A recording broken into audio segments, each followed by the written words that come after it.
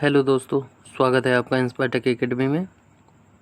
देखिए, पीसी का हम लोगों ने बहुत सारे वीडियो एमसीक्यू का कर चुके हैं, क्वेश्चन सॉल्व कर चुके हैं।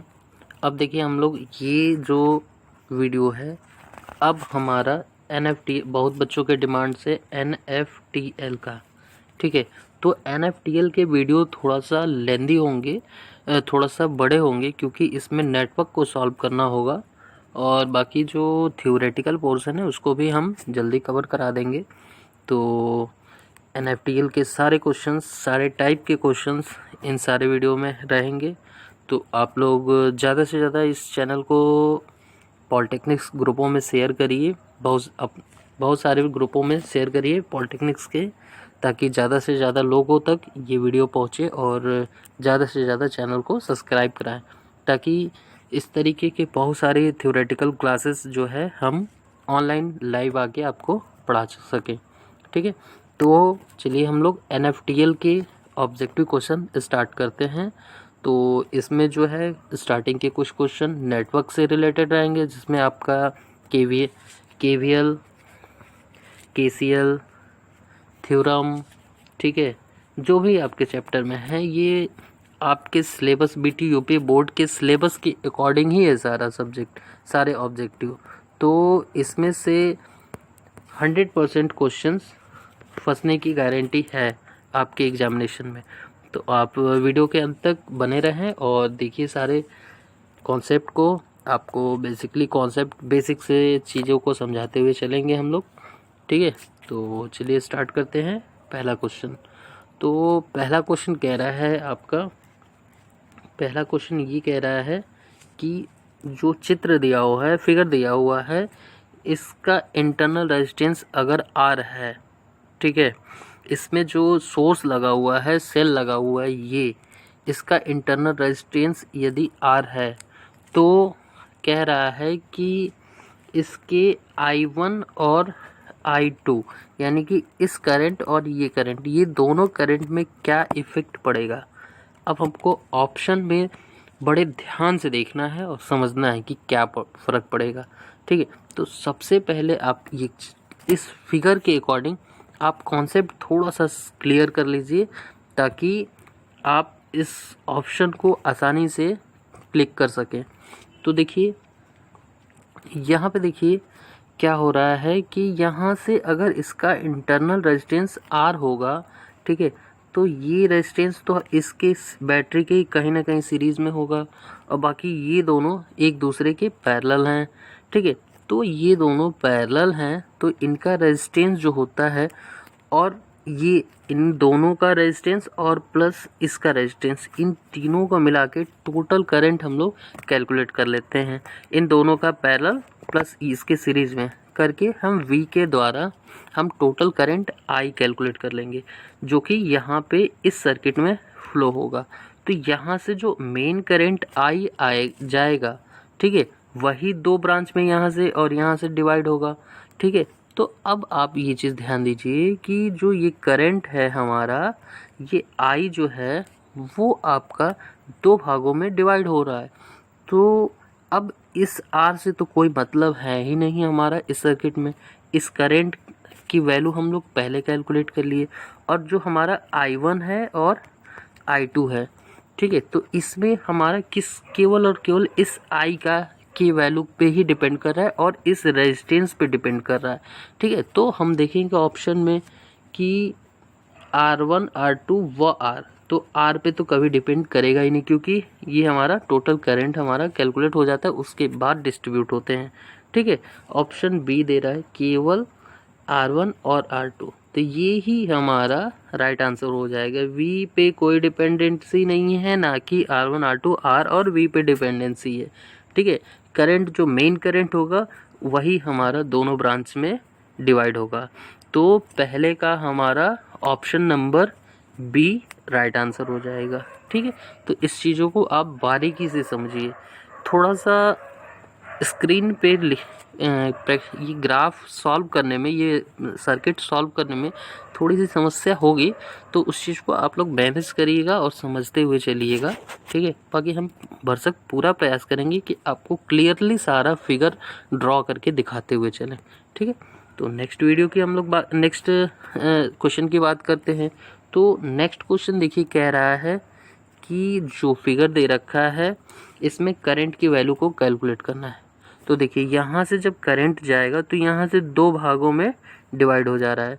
तो आप पैरेलल और सीरीज का कॉन्सेप्ट याद रखिए। जहाँ पे करंट दो भागों में डिवाइड होगा वहाँ पे हमारा पैरेलल, और जहाँ पे करंट सेम डायरेक्शन में होगा वहाँ पे सीरीज। ठीक है, सीरीज। तो ये चीज़ आप हमेशा याद रखिएगा।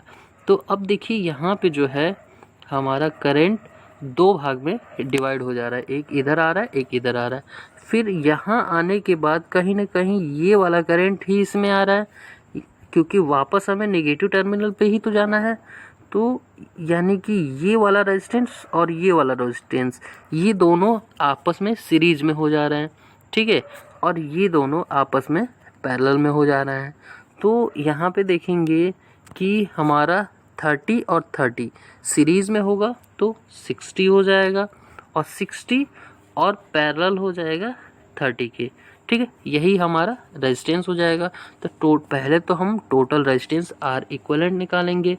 तो आर इक्विवेलेंट ये हो जाएगा। तो इसका डायरेक्ट फार्मूला होता है R1 R2 अपान R1 प्लस R2, यानी कि 60 इंटू 30 डिवाइड बाई 90। ठीक है, 0 से 0 कैंसिल, 3 3 जा 9, 3 2 जा 20 हो जाएगा। तो अब आप याद रखिए कि आर इक्विवेलेंट की वैल्यू जो है हम 20 कैलकुलेट कर चुके हैं। ठीक है, क्योंकि स्क्रीन पे स्पेस ना होने की वजह से हम चीज़ों को इरेज करते हुए चलेंगे। तो आप पेन कॉपी लेके बैठे रहिए और इन चीज़ों को नोट करते हुए चलिए। तो आर इक्विवेलेंट की वैल्यू जो हमारा 20 निकल के आया है। ठीक है, और करंट की वोल्टेज की वैल्यू हमारी 2 वोल्ट दे रखा है। तो सिंपल सा ओम्स लॉ लगाएंगे, V equal to I R. ठीक है, तो यहाँ पे करंट की वैल्यू पूछा है तो I इक्वल टू V की वैल्यू 2, R की वैल्यू 20। ठीक है, तो 1 अपान 10। तो ऑप्शन में देखिए कौन सा है, तो option number C right answer. ठीक है, तो सेकंड का ऑप्शन सी राइट आंसर हो जाएगा। ठीक है, तो इसको अगर आप लोगों को दिक्कत हो तो वीडियो को रिप्ले करके देख लिया करिए। ठीक है, थोड़ा सा रिवर्स करके फिर से देख लिया करिए। ठीक है, और चीज़ें जो हैं हम आपको इस तरीके से बोल के और आराम से लिखवा दिया करेंगे और आप लोग नोट करते हुए चलिए। ठीक है, कैलकुलेशन में कोई मिस्टेक नहीं होगा। नेक्स्ट क्वेश्चन की अगर हम लोग बात करें तो नेक्स्ट क्वेश्चन देखिए क्या कह रहा है। नेक्स्ट क्वेश्चन कह रहा है कि जो सर्किट है, सर्किट में हमें करंट की वैल्यू को फाइंड आउट करना है। तो इस तरीके से बड़े सर्किट को सॉल्व करने का एक आसान तरीका होता है जो हम अपने ऑफलाइन कोचिंग वगैरह में बताते हैं। ठीक है, तो कोई बात नहीं, टेंशन की बात नहीं है, हम आपको यहाँ पे भी बताएंगे, जहाँ तक हो सकेगा आपको समझाने की कोशिश करेंगे। ठीक है, तो यहाँ पे देखिए ये 2 ओम, 4 ओम और 2 ओम, ये तीनों जो है आपका सीरीज में है। तो ये सीरीज में डायरेक्टली जुड़ेंगे तो 2 4 6 2 8, 8 ये हो जाएगा और 8 ये दोनों पैरेलल में हो जाएंगे, और 8 8 का पैरेलल 4 हो जाएगा। तो यहाँ पे 4 हो जाएगा। ठीक है, फाइनली 4 हो जाएगा। तो सर्किट हमारा यहाँ पे ब्रेक, देखिए सर्किट एलिमिनेट होता जाता है। तो सर्किट यहाँ से हमारा हो जाएगा आपका इस तरीके से, ये हो जाएगा 4 2 2 8 3, फिर यहाँ पे भी एक रेजिस्टेंस है, ये हो जाएगा 2। यहाँ से एलिमिनेट कर लिए। अब फिर से हमारा वही सर्किट 4 2 6 6 2 8, ये तीनों सीरीज में हैं और इसके साथ पैरेलल में है। तो ये फिर से हमारा क्या हो जाएगा, ये तीनों जो है हमारा सीरीज में 8 और 8 दोनों का पैरेलल निकालेंगे तो डायरेक्टली यहाँ पे एक सर्किट बन के आ जाएगा, वो हमारा हो जाएगा 4 का। ठीक है, तो हम फिर से इसको बनाते हैं। तो फाइनली हमारा ये बन जाएगा, ये बैटरी हो गई, ये हमारा पहला रेजिस्टेंस, ये हमारा आखिरी रेजिस्टेंस, और ये हमारा रेजिस्टेंस 2 हो जाएगा, 3 हो जाएगा और यहाँ पे 4 हो जाएगा। ठीक है, एक हम रिड्यूस करते हुए आए, और यहाँ पे 9। तो यहाँ पे देखेंगे ये तीनों अब सीरीज़ में है, तो 3 4 7 7 2 9 और 9 वोल्ट ये है, ठीक है। तो करंट की वैल्यू आराम से कैलकुलेट करेंगे। तो करंट की वैल्यू जो है यहाँ पे V equal to I R से, आर इक्वलेंट हमारा 9 वोल्ट, ये हमारा 9 वोल्ट है आई हमारा, और आर भी हमारा 9 निकल कैलकुलेट हुआ था, तो आई की वैल्यू 1 हो जाएगी। अब आप याद रखिए, अब देखिए यहाँ से क्वेश्चन में ट्विस्ट आता है। अब ट्विस्ट क्या आता है कि मेन करंट हमारा आई आ गया, वो 1 एम्पियर, यानी कि यहाँ से 1 एम्पियर की करंट फ्लो हो रही है। तो 1 एम्पियर की करंट फ्लो हो रही है, तो आप देखोगे कि यहाँ तक अगर हम सीरीज़ ले आते हैं तो यहाँ पे भी 8 होता है और यहाँ पे भी 8 होता है, ठीक है। तो यहाँ पे 8 होने की वजह से 50-50 करंट डिवाइड हो जाती है। तो यहाँ पे 50 यानी कि 0.5 यहाँ पे, 0.5 यहाँ पे, और फिर उसके बाद हम इसको एक्सपेंड करेंगे। अब तो यहाँ से 0.25 इधर चला जाएगा और 0.25 इसमें चला आएगा। तो यानी कि 4 ओम वाले रेजिस्टेंस में हमारा 0.25 एम्पियर करंट फ्लो होगी, ठीक है। बाकी 3 ओम में देखिए 3 ओम हमारा यहाँ दे रखा है, तो 3 ओम में तो हमारा 1 एम्पियर आ रहा है, तो ये ऑप्शन ऐसे गलत हो जाएगा, 3 ये भी गलत हो जाएगा। और 4 एम्पियर में 50 एम्पियर 0.50 एम्पियर, तो ऐसा तो पॉसिबल है नहीं, ठीक है। तो हमारा डिस्ट्रीब्यूट करते गए तो 0.25 हमारा आया, तो तीसरे का डी ऑप्शन राइट आंसर हो जाएगा। इसको पेन कॉपी लेके आसानी से सॉल्व करिएगा।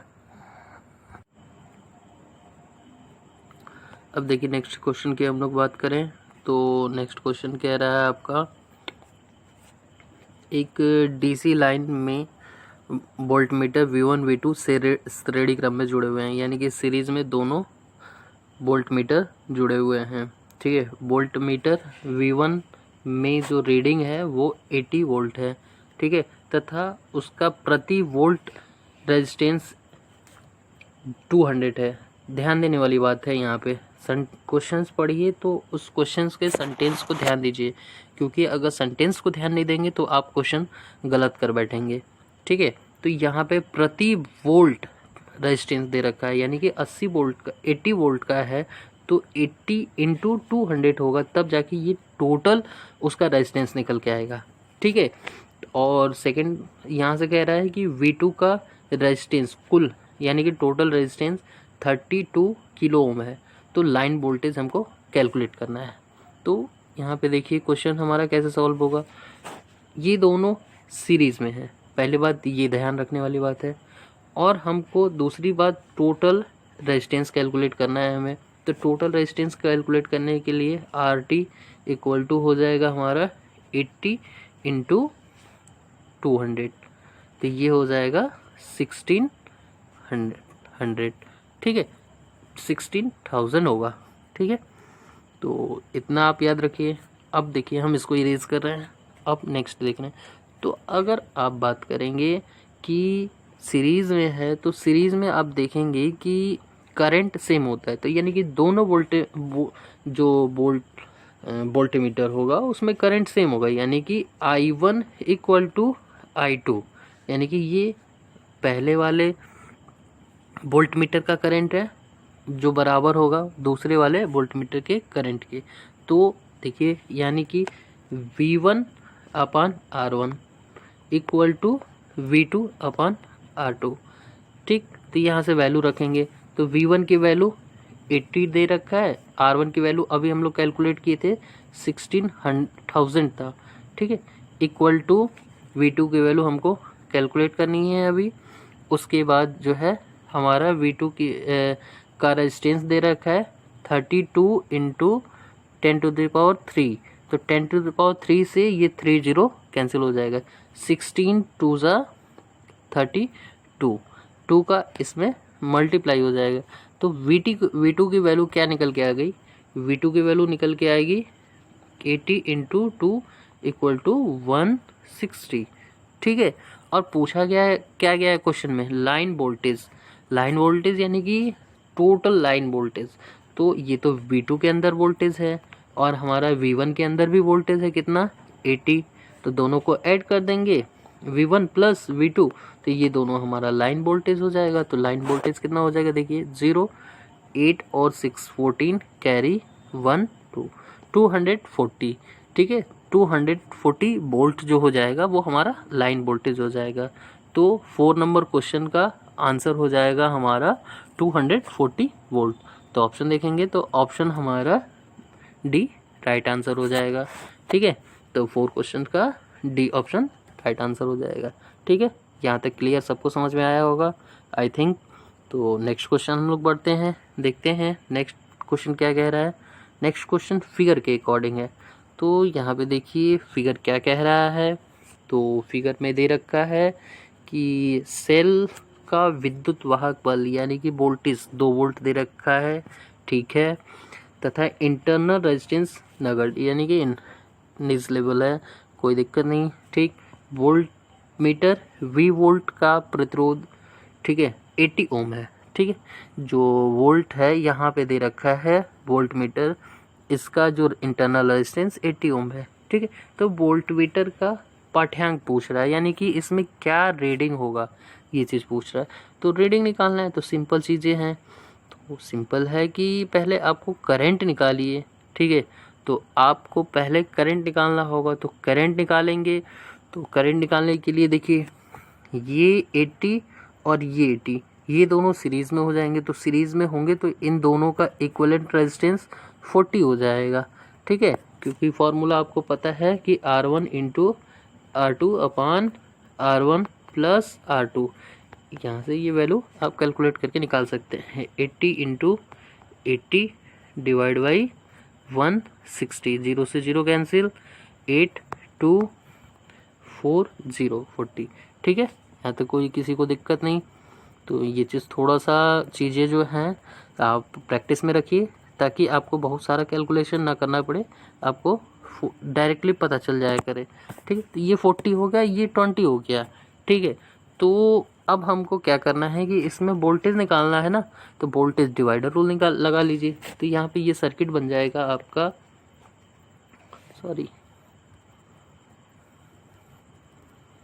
यहाँ पे ये सर्किट बन जाएगा इस तरीके से। ये हमारा वोल्टेज हो जाएगा, और फिर उसके बाद हमारे ये 2 रजिस्टर इस तरीके से हो जाएंगे। ये हमारा 40 निकल के आया था, ये हमारा 20 निकल के आया था, ये 2। वोल्टेज डिवाइडर रूल लगाएंगे, तो वोल्टेज डिवाइडर रूल और हमको इसी में निकालना है, ठीक है। तो इसके लिए क्या हो जाएगा, 40 अपान इन दोनों का एडिशन होता है 60 मल्टीप्लाई बाई 2, ठीक है। 0 से 0 कैंसिल, 2 3 4/3, ठीक है। तो 4/3 की वैल्यू आ जाएगी 1.33। 4/3 हमारा वोल्टेज निकल के आया 4/3, तो 3 1 सा 3.33।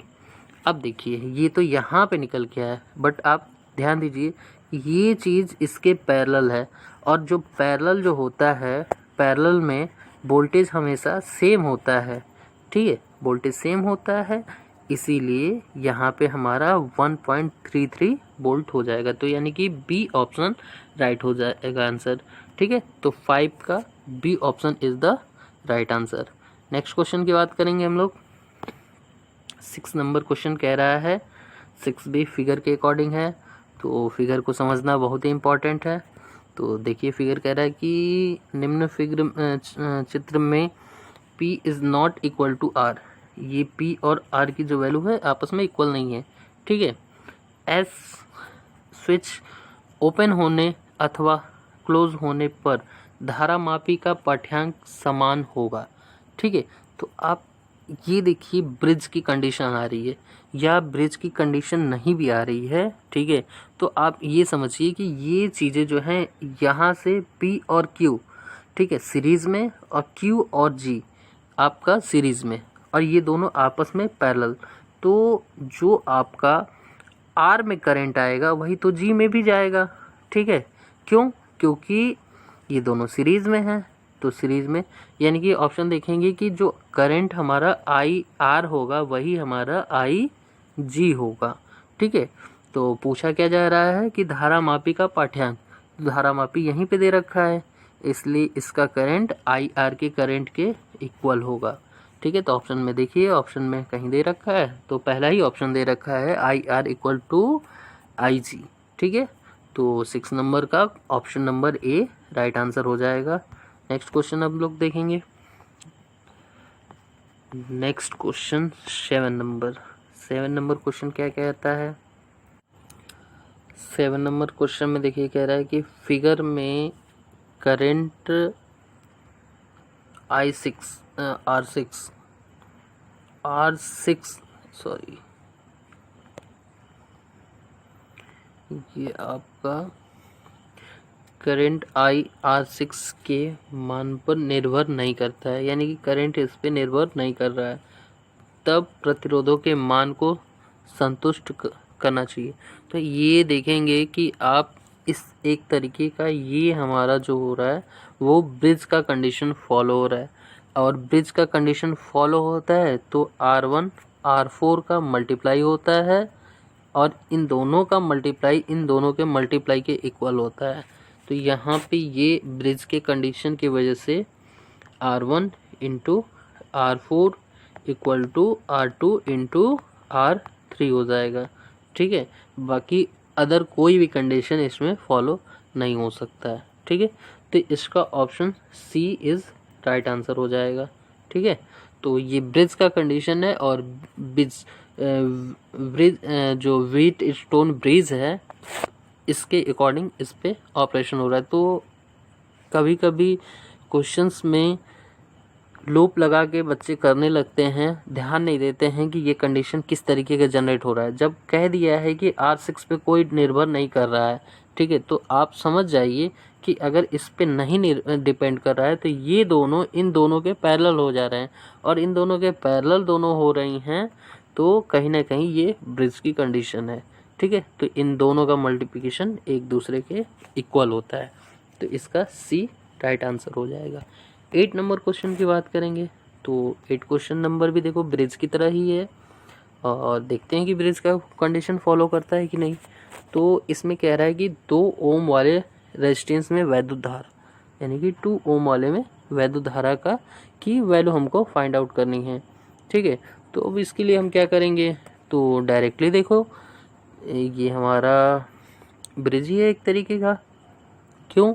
क्योंकि इन दोनों का मल्टीपल इन दोनों के मल्टीपल के इक्वल होता है। तो देखिए 10 इंटू 5 50, 25 इंटू 2 50, तो दोनों इक्वल हो जा रहा है, यानी कि ये ब्रिज ही है। ठीक है, तो ब्रिज है तो ब्रिज का कॉन्सेप्ट लगाएंगे, तो ये दोनों एक दूसरे के पैरेलल और ये दोनों एक दूसरे के पैरेलल हो जाएंगे। ठीक है, तो ये दोनों सीरीज में, ये दोनों सीरीज और ये दोनों आपका पैरेलल सीरीज, और ये सीरीज वाली जो चीज़ें हैं वो कंडीशन आपके पैरेलल हो जाने। तो यहाँ पे फिगर इसका ड्रॉ करेंगे हम लोग, तो ये हमारा मेन करंट का हो जाएगा, फिर यहाँ से आपका ये दोनों रेजिस्टेंस, फिर यहाँ पे ये दोनों रेजिस्टेंस, और यहाँ पे ये इस तरीके से हो जाएगा, यानी कि 10 + 2 12, 25 + 5 30, यानी कि 12 और 30। ठीक है, ये दोनों सीरीज़ में हैं और सीरीज़ में है, और बाकी यहाँ से है हमारा क्या हो रहा है कि यहाँ से हमारा यहाँ से करंट हमारा कितना फ्लो हो रहा है 1.4 एम्पियर 1.4 एम्पियर करंट फ्लो हो रहा है। तो आपको फिर एक बार से इक्विवेलेंट हम बना देना है फिगर। ये हमारा 12 हो गया था, ये हमारा 30 हो गया था, और इस तरीके से यहाँ से हमारा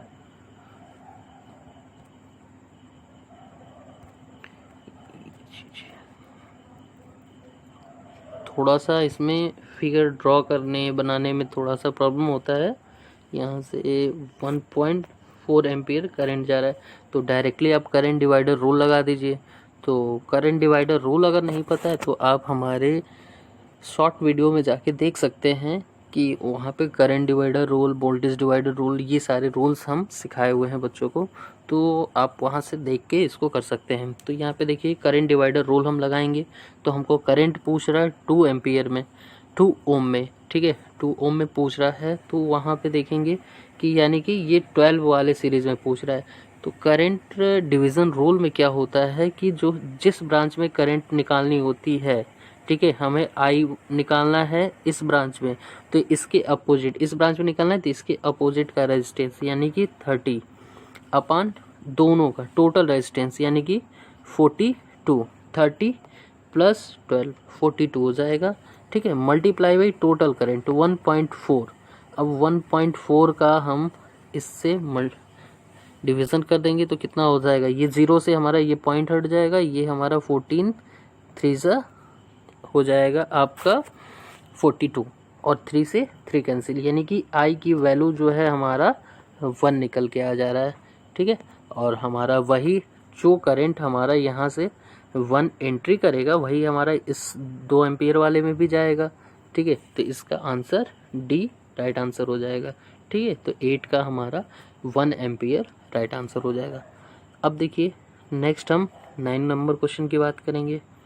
तो 9 नंबर क्वेश्चन क्या कह रहा है कि फिगर के अकॉर्डिंग 2 ओम रेजिस्टेंस में, इस रेजिस्टेंस में हमें वैद्युत करंट यानी कि करंट की वैल्यू को हमें कैलकुलेट करना है। तो आप देखेंगे कि 5 2 10, ठीक है, यानी कि 2 एम्पियर यहाँ से करंट और 10 और 20 दे रखे तो 2, तो 2 एम्पियर करंट ये 2 एम्पियर इधर की तरफ जा रही है और 2 एम्पियर इधर की तरफ जा रही है, दोनों का डायरेक्शन अपोजिट हो रहा है, तो 2 - 2 equal to 0 ampere.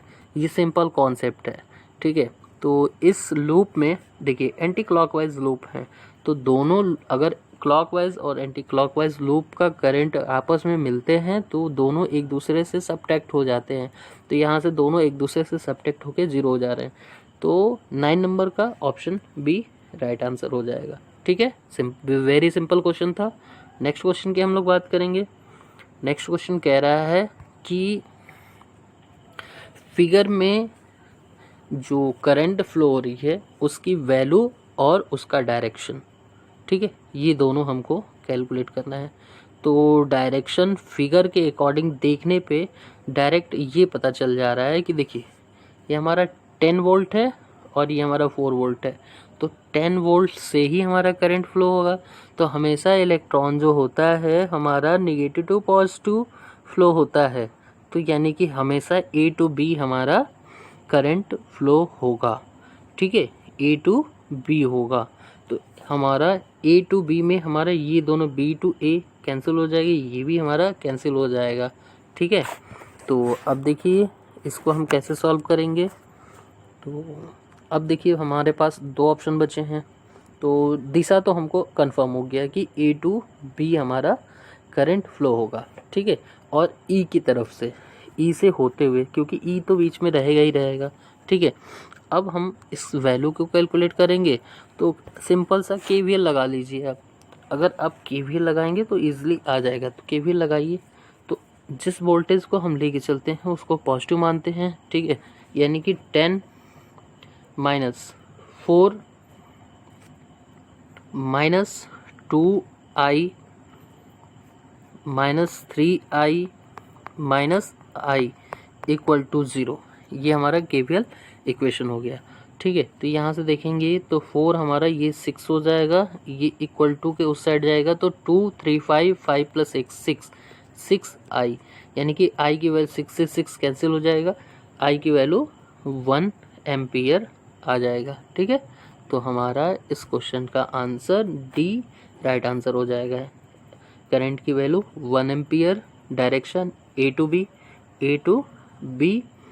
By E के द्वारा, ठीक है। तो ये हमारे 10 क्वेश्चन हुए, ठीक है। बाकी 10 क्वेश्चन नेक्स्ट वीडियो में हम लोग डिस्कस करेंगे। तो ज़्यादा से ज़्यादा लोगों स्टडी मटेरियल ग्रुपों में चैनल को शेयर करें और चैनल को सब्सक्राइब करवाएं, ताकि आपको ये सारे चीज़ें हम लाइव आकर आपको बोर्ड पे as a live classes, as a virtual classes के तौर पे, या आपको एज ए फील कराते हुए इस चीज़ को पढ़ाया जा सके, ठीक है। तो मिलते हैं नेक्स्ट वीडियो में, तब तक के लिए धन्यवाद। लाइक करना ना भूलें, धन्यवाद।